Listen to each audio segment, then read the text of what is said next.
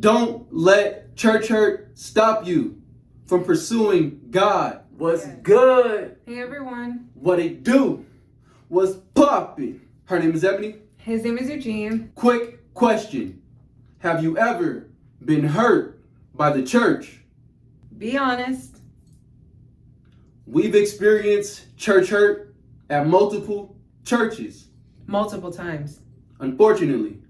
But we're going to share our most previous experiences. This person slams the table, stands up, posturing over me like he was finna bust a move. That's something I don't and will not tolerate from anyone. It doesn't matter if God's involved or not. She's cutting me off. Then it gets to the point where she's yelling at me. And I was like, okay, what's going on? Why am I even tolerating this in the first place? Because these experiences helped us to understand that our personal relationship with God is more important than being part of a church or not.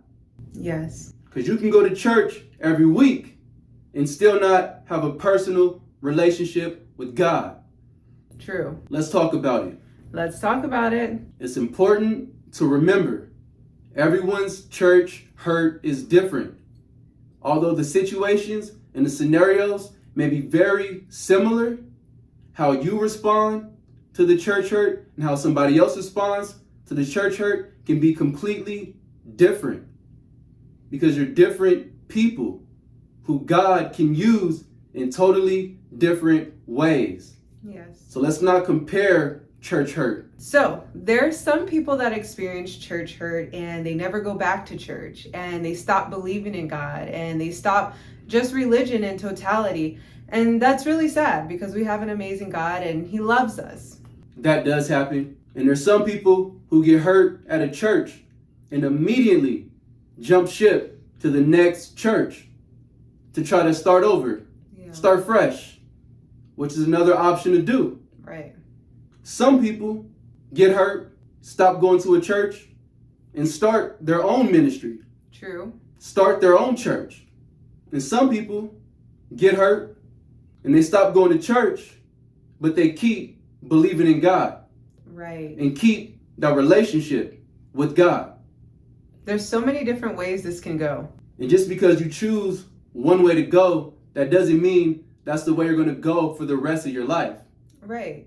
People can grow and change, and that's why it's very important not to be so quick to judge people and allow them to go through their process and see where they end up. Right, because it doesn't mean it's right or wrong or anything like that. It's just everyone's journey is different. And we should support each and one another during our journeys. We should love one another during our journeys. Because it's a difficult journey for all of us. It is. My personal experience that helped me realize we were better off serving and seeking God ourselves than being part of a church is we're a part of a lot of different leadership groups. Mm-hmm. So we didn't just go there. We was in there. We was a part of that. All in. There was another leader that was a part of the church that we were close to. Mm-hmm. Husband and wife couple, we were cool. So this affected both of us. Very true. We're all in the same house. There is a disagreement. Personally, I don't even remember what we were talking about. I don't remember either. So that doesn't mean it wasn't important or big or major. It's just something we don't remember. So we're going back and forth. We're talking. It's just words. We're all sitting at the table. I'm next to this person. Out of nowhere, this person slams the table, stands up, posturing over me like he was finna bust a move. Yeah. Like he was finna handle something. Thank God I was not the least bit intimidated because we're in Arizona. We both have protection on us. So anything could have happened. Right. So once he did that, I just looked at him. I didn't say anything. I didn't do anything. I just looked at him. Confused, puzzled, because we were talking. Two leaders from a church talking. about to get physical if I wanted to take it there. But I did not want to take it there. I didn't have that kind of energy towards him, towards them, and I still don't. But that wasn't cool. No. I didn't appreciate that. That's something I don't and will not tolerate from anyone, anywhere.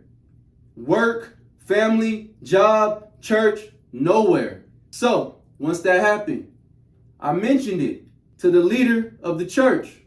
I said, me and so are not cool. Now, granted, I probably could have been more specific. I could have probably said it more urgently. But honestly, I didn't see it as a super urgent thing. It wasn't the life or death, but I was letting her know like there was an issue going on. She kind of dismissed it. It was kind of like, you and so will be working together, doing this and that. So once that happened, I knew for a fact it was something that we had to handle. I didn't want to start drama, rumors, anything like that within the house of God. Right. So I didn't tell anyone what happened. And when people ask what happened, I would say bits and pieces, but I would never say what so-and-so did, how they did it, or what they did. Because I wasn't trying to make them look bad or make people think a certain thing about them. Because we both could have handled the situation better. We all could have handled the situation better. And I fully understand that. But after that happened, I realized that wasn't something that I wanted to be a part of. I can't be a part of anything if the leadership team feels like they can posture or gesture as if they're finna put their hands on me. Right. It doesn't matter where we're at. So I'm thankful to God that once that happened, we didn't turn away from God. We didn't just give up on everything that God has told us that we are and to accomplish. But I couldn't be a part of that church. And it made me question everybody. Yeah. Because this was the closest person to me, to us. Yeah. And I needed to take a step back. And I needed to figure out what we needed to do. What was best for us. I couldn't be thinking about what's best for the church at this point. I had to think about what's best for me and my wife. And that was for us to take a step back from the church. And once we did that, a lot of people from the church took a step back from us without knowing the situation. Yeah, just assumptions. But I would rather people make assumptions and talk about us and have people looking at that other family some kind of way. Right. Because that wasn't our intentions. Still have love for them despite everything. Still have love for the church despite everything. But we had to do what's best for us. One of the situations that I've had was, like my husband said, we were in leadership and I was involved in helping like the social media team. And so there was a project that we were supposed to do in regards to honoring our pastors. I did this PowerPoint. One of the words was spelled differently. There's two ways to spell the word. And so one of the other leaders from a different ministry within the church reaches out to me, calls me, and tells me that this is wrong. And so, we're talking, we're going back and forth. I'm explaining my side, she's explaining her side. But it was like every time I explained my side, she had to cut me off, she had to stop me, she had to say it was wrong, and it was very disrespectful. I mean, we're both having a conversation, about something that we care about, helping the church. But instead, we're going back and forth and she's cutting me off, and then it gets to the point where she's yelling at me.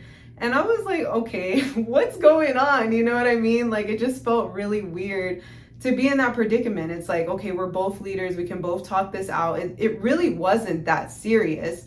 But then titles start being thrown into the scenario. The woman that was speaking to me was like, are you part of this ministry? Are you part of that ministry? Basically saying, because I'm not a part of this ministry, I don't know what I'm doing, or I used the wrong word, or whatever type of point she was trying to give to me. That's what happened. And it was just very uncomfortable, and it didn't make any sense. And it was sad to experience that within leadership of such a love. We're supposed to be loving, to each other, but we're having an argument over the phone. And it it was ridiculous. It was to the point where I had stopped talking and she was just yelling at me the whole time. And it's just like, what is this? Like, where are we at right now? And I don't even do this with my husband. Like, why am I even tolerating this in the first place? So it got frustrating, you know, just to see that and to experience that. And there's more things that we've experienced as well.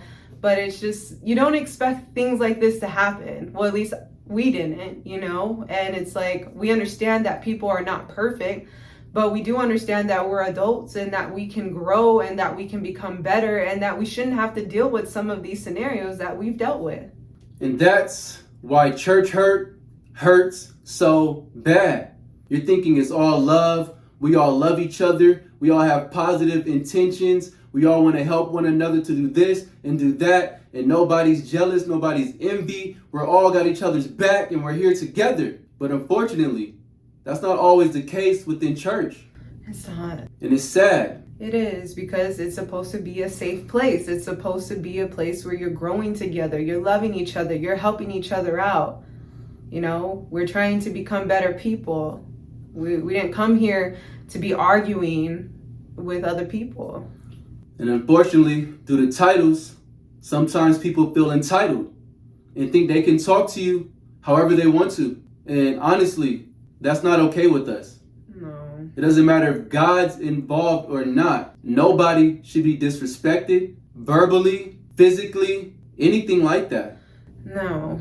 And it's sad that these things take place in the house of God.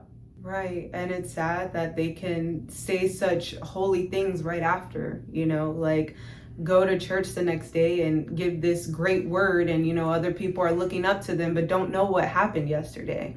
And we understand we're all flawed and we're all going to make mistakes.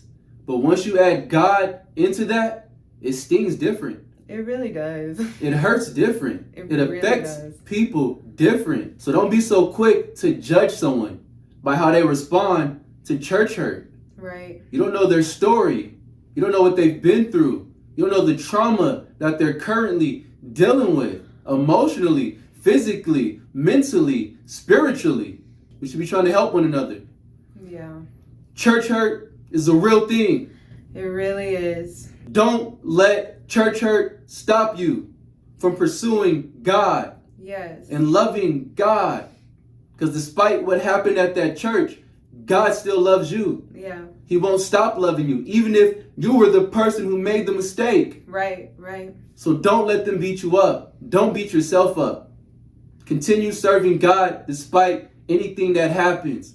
Whether you're going to church or not, God loves you. And that's all we have to say.